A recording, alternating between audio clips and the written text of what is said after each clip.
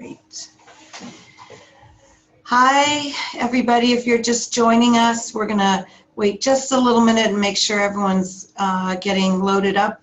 We just went live, so we know people are coming on. I just want to make sure you're in the right place. This is the Campus Compact webinar series, and we're going to be talking about from research to action, findings from a system-wide STEM service learning research study. So I will just give us another minute while we let everyone get logged in as they're coming up to speed. And I'll go over first the logistics, some logistical information with everybody. So right now it looks like we might be up to speed with folks. So my name's Elaine Ikeda. Welcome everybody. Happy New Year. This is our first webinar of the year. I am with California Campus Compact and in partnership with Campus Compact of the Mountain West and Utah Campus Compact, we're putting on this webinar series. So this is, I think, our third webinar, our first for the new year. And as I said before, well, actually, let me go over some logistics first. For those of you who are new to Zoom, you will find that you are muted right now, and actually will be for the entire webinar. We are recording this, so it will be available on our YouTube channel later, as early as tomorrow, if not later today. And at the conclusion of this webinar, you will receive a link, an email with a link to that recording, as well as an evaluation that we'd really appreciate it if you fill out. As I said, you're muted, and but if you move your cursor to the bottom of your screen, you will see that there's a Q&A box. And so throughout the webinar, if you have any questions at all, please type them in the Q&A box. I will be monitoring them throughout, and then at the end, we're going to have time for the panelists to answer your questions. So I'll be monitoring them, and at the end, I will pose the questions to the panelists. So please, throughout the webinar, if you have questions, just type them into the Q&A box, and I'll be on top of that. So let me get started with introducing this webinar. As I said, it is called From Research to Action, Findings from a System-Wide STEM Service Learning Research Study. And we were really pleased to have the folks you're going to hear from join us today because I think this is a really important research study that's been ongoing for a couple of years now, so it's been a long-term project, and California Campus Compact was happy to be involved and supportive of the project at the beginning. So you have 4 presenters today. Judy Botello with the CSU, Cal State University, for those of you who are outside of California, Chancellor's Office. And she is the director of the Center for Community Engagement there. We have Kathy Avila-Lynn, who's a consultant with the Center for Community Engagement at the Chancellor's Office. And then Dr. Rebecca Eddy, who's the president of Cobblestone Applied Research and Evaluation, as well as Nicole Galport, her research associate there. So I'm going to turn this over to Kathy Avila-Lynn to go ahead and get us started. Fantastic. Thank you, Elaine. Thanks, Rebecca, Nicole, Judy, and I would like to thank the California Campus Compact and Mountain West for hosting us and bringing us in. We're very happy to join you all today to share this project that we've been working on for many years, and we're really excited as we begin our sort of official rollout to share more information about the study and our findings. So what we'd like to do today, and I'll go ahead and ask Piper to forward the slide for us. Thank you. We're going to offer a quick overview of what STEM looks like in the CSU as well as an overview of the study, give you a sense of what we found and how we're thinking about our findings in terms of what that means for the work in the field. And then we're going to talk a little bit about the factors that correlate between high quality and service learning.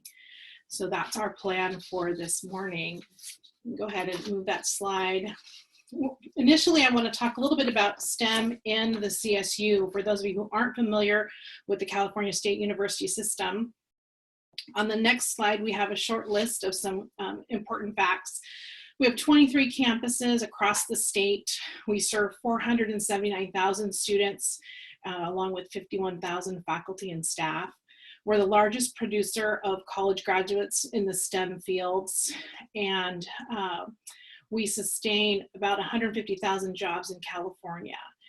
1 in 10 employees in California is a CSU graduate, and that includes myself.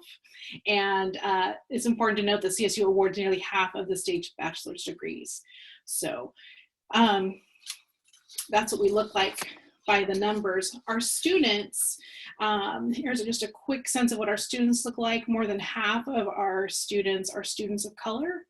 And 1 in 3 of our undergraduates will be the first in their family to attend and ideally graduate from college. And just a little over half of our undergraduates receive Pell Grants, which, as you know, are needs-based grants, which are given to folks based on their income. And so that gives you just a little bit of a sense of what our students look like, especially as we think about the educational equity in California and what we're doing to kind of close that gap. So I'll go ahead and ask Judy if she'll share a little bit about our vision for the study. Thanks, Kathy. So I want to talk a little bit more about what we've been doing in the CSU since 2010. At that time, my office made a commitment to increase service learning in STEM disciplines. We had at the time about 289 STEM service learning courses across the system, which was remarkably low considering the number of service learning courses that we have annually, more than 3,000, which I'll talk a little bit more about later. And so we began this precipice knowing that there was a larger conversation happening nationally.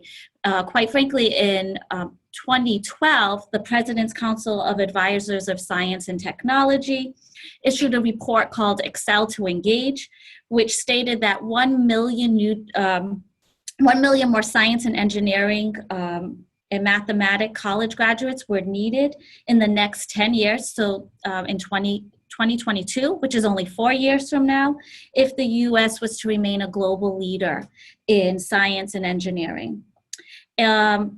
This PCAST report, which is often referred to, is really critical to the mission and vision of the national efforts for our workforce. And the CSU, as Kathy mentioned, as one of the largest employers and generators for our economy, we have a critical role to play. And given the CSU's longstanding commitment to service learning, nearly 20 years now, we really felt that service learning could play a critical role in helping to engage our students to be more prepared and engaged and enhance their skills. In particular, we found that students had high DFW course rates in science, in their science courses and math courses across the system. And so we held this hypothesis that if service learning would be embedded in more STEM service learning courses, we would see potentially higher graduation and retention rates. And so that was the basis of our study, which Rebecca will talk to you a little bit more in the next few minutes. But first I want to share a few basic stats with you so that you understand the landscape that helped shape this study. As you will see here, this slide shows the current data and as a result, the CSU's ambitious graduation 2025 goals. So currently, as of our 2010 cohort, our 6-year graduation rates were 59%. As part of the CSU's 2025 graduation initiative, we're looking to increase 6-year graduation rates to 70%. We're also looking to eliminate the achievement gap. Here, current data shows that it's the achievement gap between underrepresented minority students, which the CSU refers to as African American, Hispanic, and Native American. There's a gap between those students, an equity gap of 12.5%. The goal is to completely eliminate that gap. Additionally, our transfer student rates are also pretty abysmal. We are looking to increase two-year rates to 45%, and currently it's at 31%. And as you will see here, the four-year graduation rates for transfer students is currently at 74%, and we're looking to increase that to 85%. In 2016, the CSU served more than 125,000 STEM students and conferred 20,201 STEM baccalaureates. However, the CSU STEM graduation rates are much lower than the national average. Of the 25% of first-time freshmen who declared a STEM major at entry in 2010, as you will see in that first bar graph, only 38% of those students persisted and graduated with a STEM degree in 6 years. These figures drastically decrease for groups of students who are historically and currently underrepresented in STEM fields. 26% of African American, Native American, and Hispanic students, 27% of first-generation students, 30% of students from low-income families, that's the Pell-eligible student group that Kathy mentioned, and 35% of women graduate within 6 years with a STEM degree.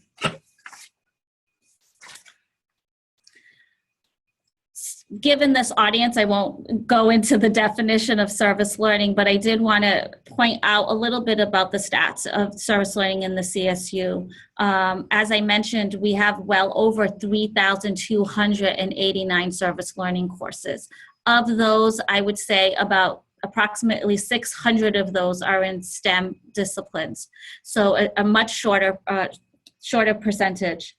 And we also have had an established system-wide office since 1998, and we'll be celebrating our 20-year anniversary this March. As you know, there is extensive research on service learning outcomes, but we've never taken a comprehensive study in the CSU, nor has any study been done to look at outcomes in STEM service learning that we are familiar with. We have found that even given the research of service learning and outcomes in the field, that these service learning courses don't include the essential qualities that are typically characteristic of a service learning course. And we're going to dive deep into what those key components were for our study and what we found. And so I'm going to turn this over to Dr. Rebecca Eddy, from the president of Cobblestone.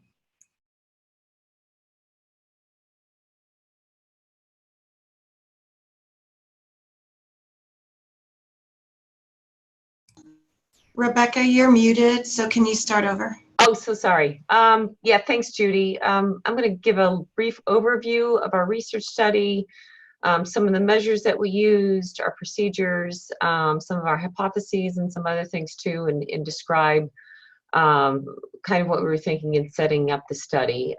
If you can advance to the next slide. There are two things to know. The first is that we had this original research study that we planned out, and this was a quasi-experimental design where we had students in the treatment group or service learning STEM courses, comparing those with other students who were in non-service learning STEM courses. And we were able to carry out this design, although given the low response rate, we added another component about midway through, which is a secondary data analysis component. So I'll talk about that in a few minutes too, but essentially what we wanted to do in this kind of mixed methods approach, we had multiple instruments that we were collecting data on, be able to compare students in these courses and faculty in these STEM service learning courses to students who were in other courses. So we originally planned to have about 100 participating faculty and their students, which represented about 20% of all the CSU's service learning courses. Again, once we started data collection, we found the sample size really lacking, particularly in our control group, which was logistically very hard to construct. We added another component, and specifically we enhanced our original data collection by adding secondary data analysis using other CSU students who are not in the treatment group as carefully matched controls. And with this new match group, we compared some longer term study outcomes. And then we'll discuss today the results of the original research study as well as the secondary analysis. Next slide.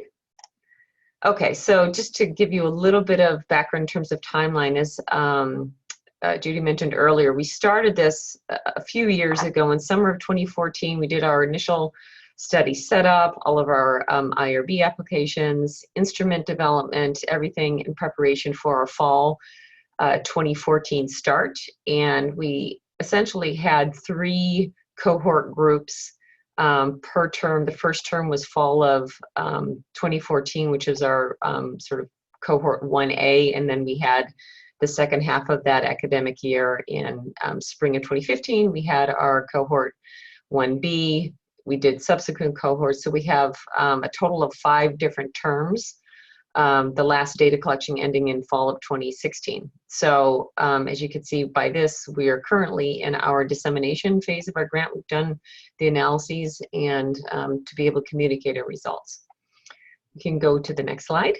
Okay, so a little bit about study recruitment, how we did this. We had to both participating faculty and their students, and we also had control students, but no control faculty. To give you a little bit of a sense of how we did this, so we originally reached out to STEM faculty on multiple CSU campuses that were using the S4 data collection system, and I want to acknowledge Tracy, so much help that she provided for the S4 system, so thank you so much.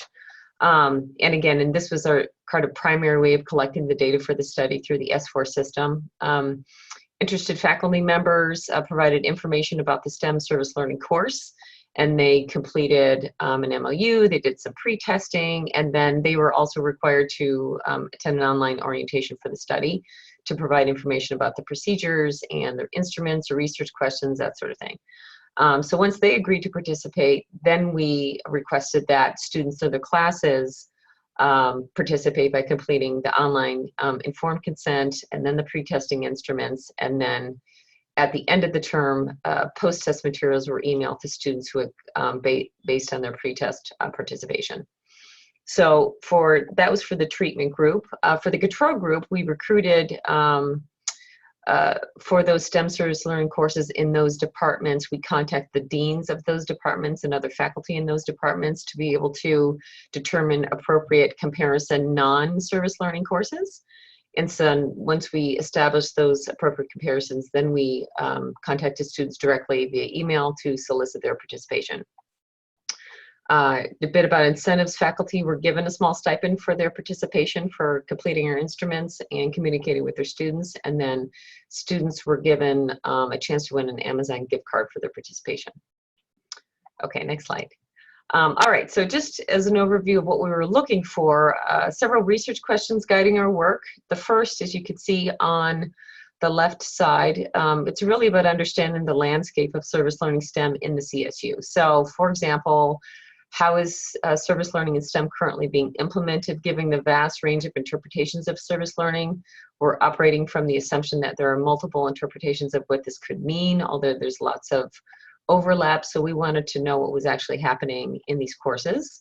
Further, we wanted to find out what were the common underlying elements that were happening within the service learning implementation. Was it just a few things that were happening consistently across the board, or were there lots of things that were happening simultaneously in these courses? And then finally, to what degree are these essential elements of high quality service learning present in participating courses? And this idea of quality is important for our research study because we wanted to say, you know, it's not just a matter of was it being done or is it a service learning course or not, but exactly what's happening, what is the experience of students, what is the experience of faculty, and can we determine or distinguish some level of quality and by our ratings and by our development of our instruments. So that's what we're looking for. The other part of this, it's really about the outcomes. So, for example, does service learning in STEM have positive impact on student success in 3 areas? And this is sort of our major student instruments that we're using. Academic achievement, we looked at in a couple different ways, career development and civic engagement. And the civic engagement includes both behaviors and attitudes. The second outcome question really is related to this concept of, do we have different results with respect to outcomes for those in, depending on the quality of the service learning course. And then finally, ultimately, does this promote access to professional realm for students or bring about meaningful change in undergraduate training, particularly for underserved populations? So we ultimately want to know that as the longer term research question. Okay, so again, we wanted to uncover these essential elements and be able to understand whether these were linked to any particular outcomes. I will provide just a brief overview of hypotheses that we had. We did expect that service learning experiences would allow students to, first and foremost, acquire some technical skills in their STEM courses, potentially increase their interest in STEM careers, and also improve their attitudes and behaviors around STEM and civic engagement. So those were the hypotheses that we expected to be able to find or support during our study. Ultimately, participation in service learning is expected to have a longer term impact if the literature is accurate in that, in terms of greater retention, ultimately graduation in STEM fields, and increased civic engagement even beyond the college years. So we were able to test these hypotheses in our research study, and Nicole is actually going to talk about some of those specific results. Before we do, just a little bit about the instruments that we used and the methods. So again, as I mentioned, we had faculty types of measures. We also had student measures. So really briefly, the faculty pretest survey, they completed this at the beginning of their course about information specific to their course and their discipline. For example, we wanted to know if the service learning requirement was optional or required for students, and how important certain things were to that faculty. For example, you know, having effective pedagogy or engaging students with respect to the service learning project.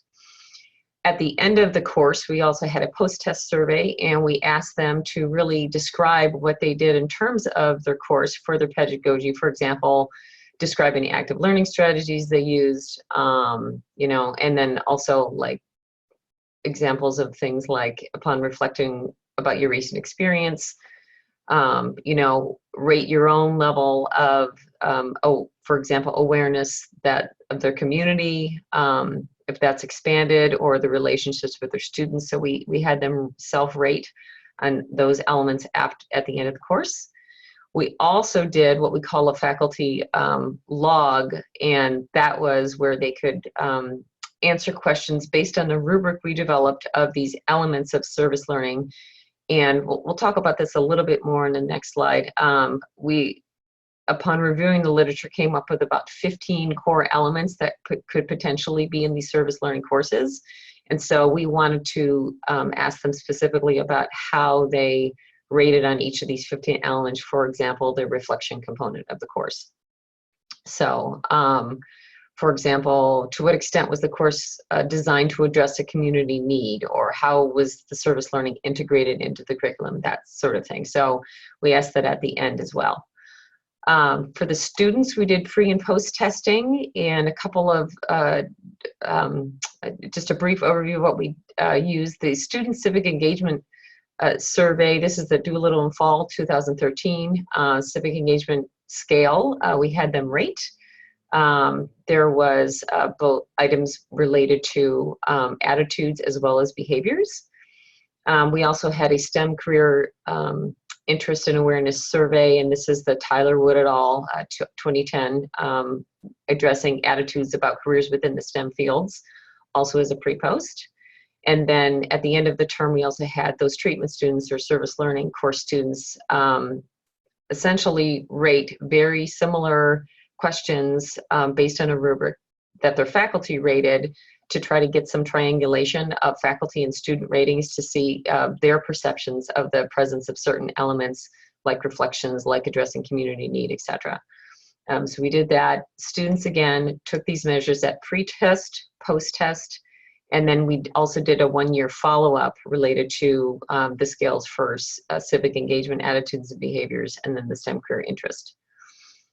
The final elements that we used as part of the study, we had institutional research data that we collected from all the CSUs, so we didn't rely on self-reports from students. Again, demographic information, grades, retention, and graduation, etc. that we used. We also had an expert in service learning code each syllabus for the course based on the Heffernan Fundamentals of Service Learning course construction rubric. So they were given a score of, I believe it was 1 to 4 in each of the dimensions and what should be in a syllabus for a service learning course. So we did all of these things. As I mentioned, we added additional IR data from CSUs that the Chancellor's Office was able to perform some additional analyses on, but essentially this is part of our primary data collection for our study. Okay, next slide. Okay, as I mentioned, it's a little bit important to kind of understand how we generated each of the dimensions about service learning courses that we started with. First, we reviewed the literature based on what's been theorized in the past about essential elements in service learning. We developed from this list 15 specific areas, for example, reflections, community need, linked to learning outcomes, those sorts of things. And then from there, we had an initial survey that students and faculty developed based on these particular areas. And the goal was to statistically combine items into a smaller number of scales, which would then comprise the overall quality of the service learning experience. And so we pretty much took a highly exploratory approach to be able to figure out what really emerged from here. So the initial analysis, it didn't reveal any clear patterns about how they were distinct from each other. So we then revisited the idea of having 2 raters from the research team review the survey items, see which ones theoretically could be complementary to each other or theoretically related to each other, and then we could then statistically test whether these groupings did in fact represent distinct components of quality. So we did some just reliabilities on these items that we thought should go together. So based on the initial reviewers' ratings, we had 6 components that we identified, and these include the following: frequency of communication, quality of reflections, addressing community need, the course linked to academic content, degree of service learning preparation, and a values focus. And so using the student ratings of these questions, we developed some internal consistencies for these components. For those that had 2 or more questions per area, to be able to determine if they were good items that sort of hung together to test our constructs. And we were able to do reliability analyses on these, and basically we have multiple items for each of these, for most of these categories. I will say one of the severe limitations of our study is that we didn't have enough in each of these categories.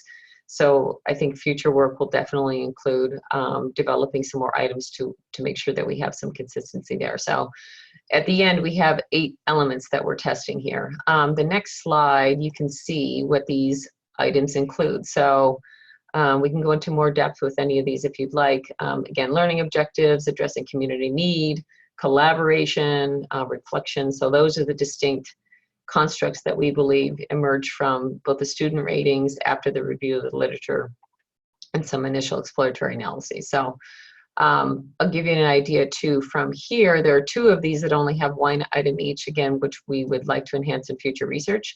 If you turn to the next slide, you can see some reliabilities for each of these. So for example, we have 5 reflections questions, all that are, correlated together essentially at 0.94, which is very high. Values focus, we have 4 questions, collaboration with community and community need, 3 questions each. And then those categories that really need more questions linked to academic content, we only had 2, and then the last 2, learning objectives and service learning preparation, we only have 1 question that represent those. So that gives you a little bit of an idea.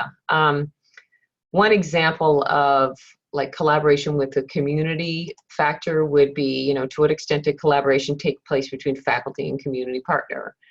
Then we asked about students and community partner, and then students and faculty. So again, just to reiterate, we asked students this, we also asked faculty, and then we were able to find some consistency between these ratings, and ultimately use the student ratings because we had, a lot more data points to be able to develop these for the level of quality.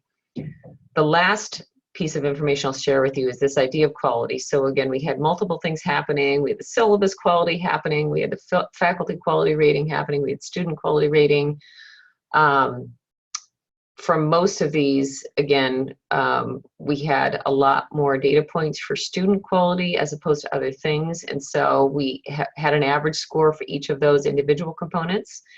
And we're able to assign a rating of low, medium, and high based on those student quality ratings. So that's essentially what we're coming up with. So when we say high quality service learning, it's based on those ratings, and it's a subset of all of the courses that were included in the study.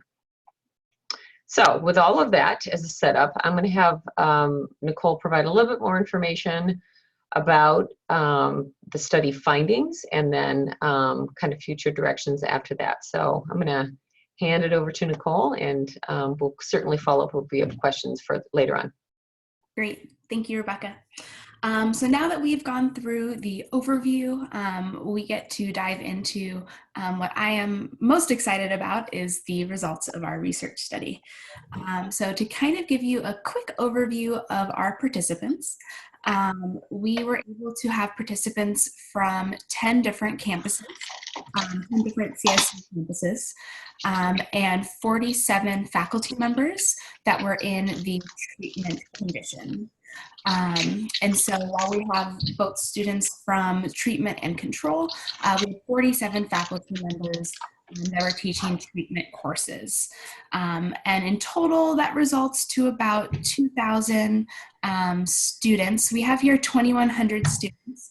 I should note that that is 2,100 students that provided data.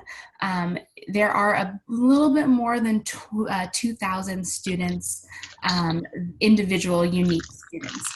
The reason why that number is a little bit different is because we had, over the course of the years that we did this study, there were a couple students that ended up participating more than one time in different ways. So for example, there were some students who were maybe in spring 2015, they were in a treatment course, but then in but in fall 2015, they were in a control course. So what we had to do was go through and meticulously track where students were in their condition, which is why that we are counting a little bit more than 2,100 student responses. So in taking all of those factors, we kind of funnel down into our unit of analysis, which is a cluster. So instead of doing individual classes, we chose to use this unit of analysis that we called a cluster because some faculty members would teach the same course in different years. So those were two distinct courses, but some faculty members would teach the same course, but in two different sections within the same year. Theoretically, those classes are identical. They have the same assignments, they have the same procedures, they have the same grading that they're using. So we ended up clustering those classes together into one unit of analysis. So when we go through everything, we ended up having 78 different clusters or units of analysis. Next slide, please. Thank you. So really quick, we wanted to also share what our participation demographic information looked like. You can see there was a little bit more males and females. There's also just a quick note, a little chunk that is missing there because we were unable to gather that information either from the participants or from the IR offices on campus. About 40% of these student participants were classified as underrepresented minorities. About half were Pell Grant eligible, and the majority of them, about 80%, were STEM majors. One thing we also wanted to note is that this information breakdown is very similar to the CSU demographic composition. So really quick, I'd like to go over some general findings. As Rebecca mentioned, most of this is going to be focused on the student quality ratings, but one thing that we wanted to show was also the quality ratings of the syllabus. So very generally, we found service learning really varies across the different campuses that were in our study, across the 10 campuses. They vary in terms of the number and catalog and types of courses, as well as the quality. So looking here with this figure, this shows the kind of the distribution of quality for the syllabus rating that Dr. Eddy spoke about earlier. So you can see on the right-hand side that there are a large group of syllabus that were coded that were of high quality. So in looking at the syllabus, you could tell that this was a service learning course. All the way on the other side, however, you see there are quite a few syllabus that were for classes that were in the treatment condition of our study that were characterized as very low. So in a lot of those cases, it meant that the criteria that we were looking for was not present in the service learning syllabus. So some of our general study findings. We found that students who participated in the service learning courses reported higher civic engagement attitudes at post-test compared to the control students.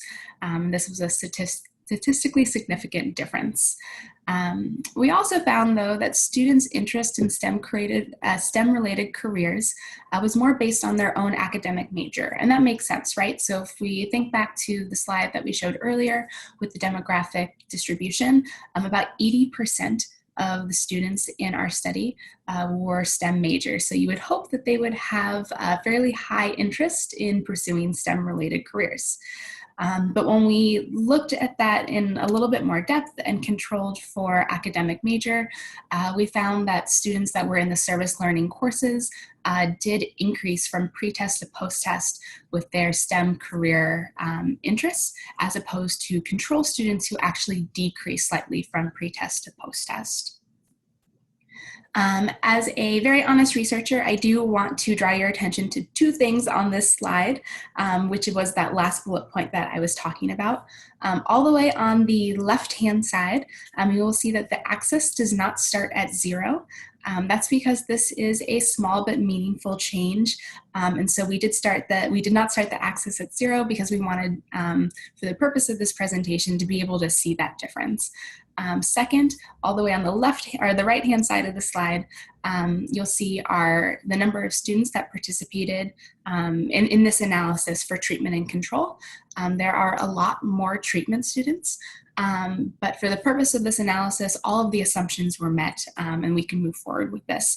But what this does show is that, again, at pretest, treatment students slightly lower than the control students, and while at post-test they did have lower STEM career interest, they did show an increase as opposed to the control students that actually showed a slight decrease from pretest to post-test. So now that we've talked generally about the outcomes, one thing that we really wanted to be able to look at was all of the different components that we identified from service learning that Dr. Eddy talked about earlier. Do the presence of those components end up predicting any of the outcomes of interest? What we ended up finding was that some of the components, specifically collaboration, being linked to academic content, and a focus on values, all predicted more positive civic engagement attitudes, and collaboration and that link to academic content were the strongest predictors of positive civic engagement attitudes. One thing that we did find, though, however, was that the frequency of communication predicted less positive civic engagement attitudes, such that students who reported a lot of frequency of communication, really at that upper end, they were less likely to have positive student engagement attitudes compared to the other students. So that's something that was very surprising and something that we may want to explore further in the future. We also looked at civic engagement behavior, and again, we found collaboration being linked to academic content and a focus on values all predicted positive civic engagement behavior. When we looked at each one of these factors individually, focus on values was the strongest predictor, but we did want to note that it did not necessarily meet the threshold for statistical significance. And finally, for STEM career interest, we found yet again being linked directly to academic content was the strongest predictor. Based on the last 3 slides, you'll note that being linked directly to academic content, according to students, was the strongest predictor for all 3 of these outcomes. So that was looking at the comparison of pre-test and post-test. As was mentioned earlier, we also did a 1-year follow-up. And what we ended up finding was some interesting interactions. We didn't find anything for civic engagement behaviors, but for both civic engagement attitudes and for STEM career interest, at pre-test, the treatment group started a little bit, had lower attitudes compared to the control, but in both cases at the 1-year follow-up, they both experienced or expressed more positive civic engagement attitudes and more STEM career interests. And I will draw your attention to what I mentioned before, that the axis on both of these charts does not start at 0, but it is meant so that we can show you, so you can actually visualize the difference. And while the control and treatment groups are uneven in terms of the size of students, the necessary assumptions were met in order to run this analysis. In thinking about some of these outcomes, one of the most important things that we wanted to look at was the quality of the clusters.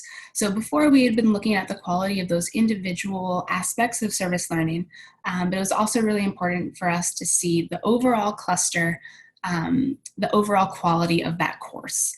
And what we ended up finding was that students in high quality clusters reported on average more positive civic engagement attitudes, as well as more positive civic engagement behaviors as compared to the low quality courses. I will note that we did not find any differences for those courses that were kind of labeled as a medium quality.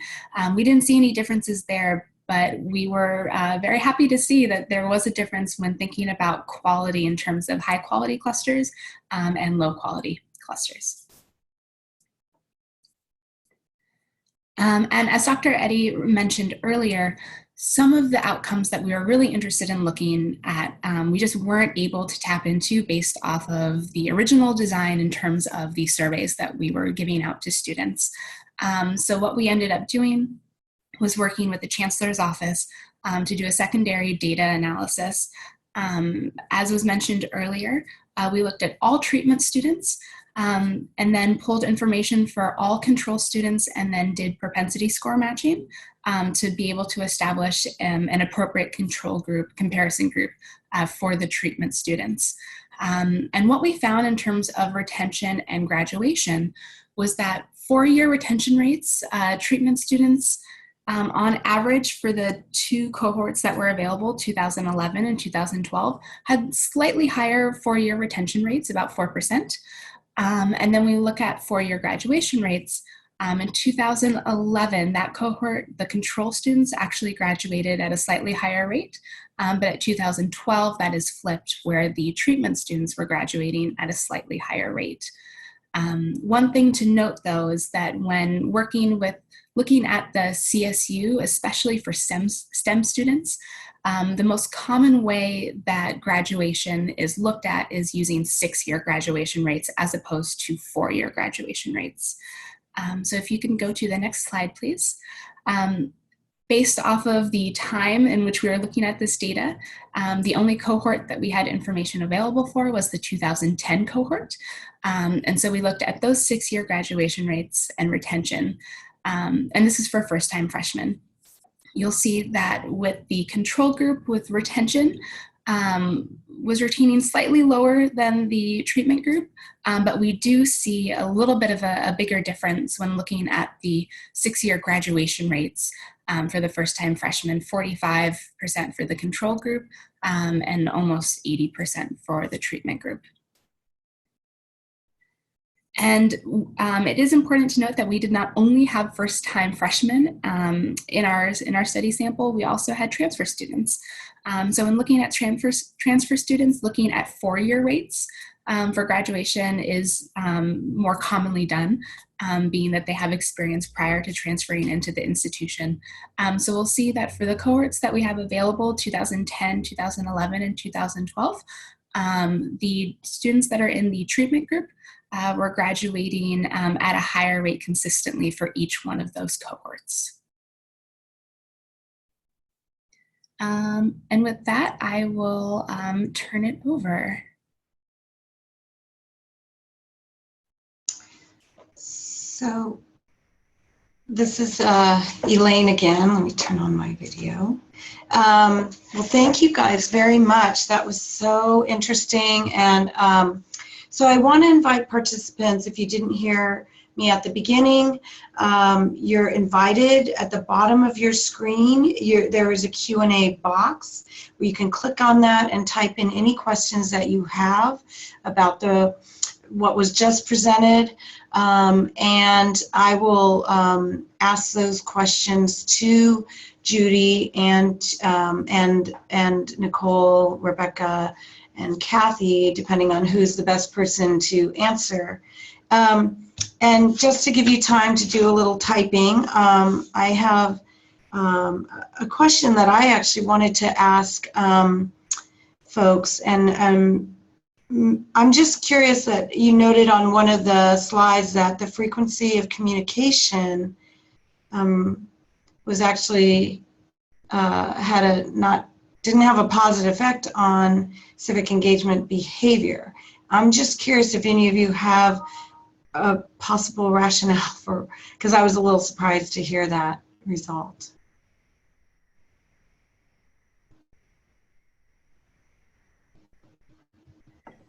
I can be the first one to answer it, and please feel free to jump in. Yeah, that was a very surprising result for us. I think that out of all of the findings that we had, that was the one that surprised me the most. In looking at the data, and again, this is something that we will hopefully look at a little bit more, is that it seemed like there was kind of a drop-off point where there was more of an optimum level of engagement. And then once that threshold was kind of passed, then we saw that the numbers started to go down a little. And so I think that what that's telling me, or at least how I'm interpreting it, is that for students to be really active and engaged, that you don't want to oversaturate them with the amount of communication. And I don't know if anybody else had a different possible explanation. And also, if you can say a little, what was that communication? I mean, are you talking about logistical information, or are you talking about the reflection and asking them to? So maybe you can say a little bit more about what kind of, if you know, what kind of communication. Yeah, so we were asking specifically with the number of times students met face-to-face with the community, and I believe that we also looked at phone calls as well as email. So we tried to kind of tap into all of the different ways that they may communicate. I think the saturation hypothesis is probably reasonable. You know, it also kind of shows the need for faculty to kind of carefully construct and monitor these service learning experiences to be able to make sure they're appropriate for students. It is possible that community partners were too overwhelming to students, and the more frequent communication was not helpful in then being able to carry out their project. So that's entirely possible. And we also understand that the projects vary widely, right, in terms of what they're doing in each of these courses. And so that's something also to keep in mind too, something that we didn't sort of code qualitatively, which I think would be a really interesting way to explore this too, like the types of projects. We know these are all STEM, but perhaps the types of interaction, the types of projects are really having something to do with students' kind of level of exhaustion or even satisfaction or something with respect to these things that we did measure. So that just another thing. I don't know if Judy wanted to add any other possible explanations. That's, I think, is reasonable. No, I think you covered those, Rebecca. Great, thanks. Piper, can you put up the next slide, which has, I just want to make sure if people are possibly have to get going to another meeting or something, have to log off, I want to make sure they have the contact information for our presenters. So another question is, how did you account for selection bias in your study? I would say, long story short, we didn't, which is to say what we know likely that one can make the argument students who are taking service learning courses are more likely to have different characteristics, maybe initially more civic minded or engaged, have different personnel characteristics, whatever. The thing that kind of refutes that a little bit for me is that the number of students who reported that they didn't know it was a service learning course to begin with, so which I thought was actually kind of surprising. So we had asked them why they took the course and a couple of reasons, and I think, and Nicole, I don't want to put you on the spot, but I think it was a lot higher than we thought it would be, that the students who actually took the course did not know when they registered that it was a service learning course. So it sort of refutes a little bit of the fact that these are the students more likely to take these type of courses, but a little bit anyway. But potentially you're not able to control for that selection bias ultimately. Nicole, any thoughts? Oh, yeah, I just wanted to agree that when we were looking at that question, the results from that question, some of the general options were that it was, maybe a requirement for their major, that they were interested in giving back to the community. And then there were a couple more options, and there were quite a few students, a large percentage, that had indicated that they were not aware that it was a service learning course. So I do think, Rebecca, that you're right, and that would be a good variable then maybe to kind of look to see if that influences any of the other results. Thank you. So we do have a question coming in from one of our participants, Diane at Cal State San Bernardino. What majors were included in this study?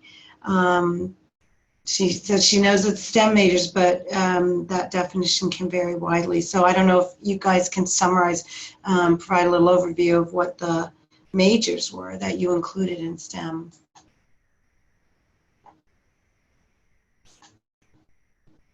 Kathy, you want to take that, Kathy? I can say that we use the NSF definition of what constitutes STEM, except we did not include the social sciences, which the NSF definition does. Yep, that's exactly what I was going to say. And NSF, for those who may not be familiar, is the National Science Foundation. Mm-hmm. Great. Okay, so another question of a finding that was a little bit surprising was that reflection was not a strong predictor for civic engagement, attitudes or behaviors, or of STEM career interests. So can you say a little bit about why that might have been, and where reflection fell as a predictor of the 8 components of your research study? So I don't have it right in front of me where it fell, but one thing that might be important to note is that the way that reflection was done in these courses did vary. So we asked faculty members as well as students to report the ways in which reflection was done. So that may have been in individual journals that they wrote in, reflecting with a peer, or in shared journals. And so my initial thought is that it may be because reflection varied in how it was implemented across classes and across clusters. I don't know if anyone else has any other hypotheses. Right, even though I think the reflection questions obviously sort of were highly correlated with each other. But again, that's another really good question to follow up on the reflection piece. Maybe it's the type of reflection that they were able to do. Given our sample size, though, we couldn't really do that kind of analysis, but we do know that reflections were done in multiple different ways, as Nicole mentioned as an example. Final reflection projects, about 30% of students and faculty said that that's how they did reflections. They might have done that in addition to other things too, like again, the personal journals, that was about 25, 30%. Final papers is about half, so those might have been done in different ways. And again, I would probably like to see that explored a little bit more carefully in terms of what we mean by reflection and defining it better. And even though everyone did the same, let's say they all wrote final reflection papers, those prompts could be very different. So it requires a little bit more study in terms of what exactly they're doing. Great, thanks. So I guess, and this might be a question more for Judy, but what do you see that this study, what implications does this study have for our broader field of service learning, civic engagement, and in particular, I'm thinking about diversity, equity, inclusion, and supporting the underrepresented students that you highlighted at the front of how many are in the CSU. So I don't know if any of you want to comment, and then we'll have another question coming up from Pilar at CSU Channel Islands. So for me, the study gives us some information we have not known, in fact. So the variety, we've always assumed that, but what that looks like across the system, I think is beneficial. It's going to help us do some professional development, both within our service learning centers and with our faculty across the system. I think because the study was only a 2.5-year pilot, and as you saw in the secondary data analysis, for us to really grasp the full retention and graduation rate information that we seek here in the system office, we're hoping to track that. And so one of the things we are contemplating is what other further research studies can we do? And so we've thought about 3 different kinds of things that we are considering, and I think once we share these results with our service learning leaders in the CSU to talk a little bit more about what we can do. For me personally, while this was specific to STEM, I think the information that we have gathered here could be reflective of what is occurring in the CSU across other disciplines. Although I would make another hypothesis if we were to do an additional study to see, well, because STEM and service learning is predominantly quite new. We didn't begin a real concerted effort until 2010. And so we know that faculty get more comfortable in teaching the pedagogy and also having their relationships with community partners. And so one of my hypotheses would be, would we see higher quality service learning courses and disciplines that have been traditionally had a service learning component? And so I'd be interested in looking at that. And that's one of the things that we're considering, is whether we want to do another study looking at that, or adding to this study that incorporates the other disciplines also across the system. And as Rebecca's mentioned, really going a little bit in depth in some of those questions to participants who took pre and post. And so doing some follow-up studies. We were fortunate with this study that we actually did do, and I know the ends were low, but our 2014 cohort students were able to do a 2-year follow-up. And we did have some folks participate in that. We've also talked about doing possibly a retrospective study to code the available syllabi from the current study and look at quality and run existing IR data for retention and graduation for just those syllabi. and then some other pieces that we're considering to incorporate some of the work that we're doing around STEM and community engagement out of my office with an additional study to support campus implementation, in particular for our underrepresented students. Great, thank you. I'll just add briefly too, yeah, I mean, I think it's sort of obvious to me anyway, looking at it from our perspective, that the professional development opportunity for faculty, for directors is really big, that even to be able to get on the same page again with faculty and say, okay, here's the essential elements you need to include in your syllabus, which has two things, two functions: to communicate that to students what's expected and what they're going to experience, but also ensures that element is actually in the course, embedded, some way. So I feel like that's a really good sort of low-hanging fruit that you could take from this to say, okay, if you have faculty doing these types of courses, here's sort of a checklist, or here's a these different characteristics you can consider to be able to kind of get them on the same page and up to speed really quickly. And then further, you can kind of investigate the quality of the projects and communication and some of these other things after that. But I feel like that's pretty important too, to be able to kind of get at first. Great. Okay, so Pilar has a question. Do you have information about how many students were engaged in direct service and or indirect service, for example, research and advocacy? So Pilar, you're asking about the type of activity they did? Direct service or indirect, if you actually identify, did you break it down and look at that? No, we did not. As Rebecca mentioned, I think in some recent comments, we did not look at the activities that students were engaged in as part of their experience. So whether it was direct or indirect. Okay, great. Okay, so it doesn't look like any other questions are coming in. So first, I'd like to thank you all, the panelists. Thank you so much for sharing this, allowing this to be one of the first platforms that you share more widely your results with the nation. So thank you very much for that.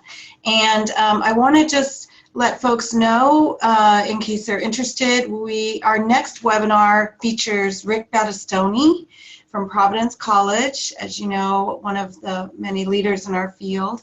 He's going to be speaking on community or political engagement, educating for democracy in troubled times. And we actually had a run through with him this morning, and I'm excited for his talk on February 6th. March 15th, we have equity and inclusion for the 1%, not that 1%. They're talking about student veterans in higher education, and that one will be led and coordinated by Campus Compact of the Mountain West. And then our final webinar for the year will be on April 10th, and it's about engaging immigrant communities, and you're going to get to hear about a wonderful course here at Cal State East Bay, which is where we're housed at California Campus Compact, and the partnerships with the community agencies, and in particular also working across difference. So that's going to be a really good top conversation about engaging immigrant communities. So with that, I just want to say you will receive a follow-up email with a link to this webinar, which has been recorded. So you'll receive a link to the YouTube posting of that, and as well as an evaluation. So if you could fill that out, we'd greatly appreciate getting any feedback you have about this presentation. And so with that, I'll ask the presenters to stay on, and we'll let Piper go ahead and close out the recording. And thank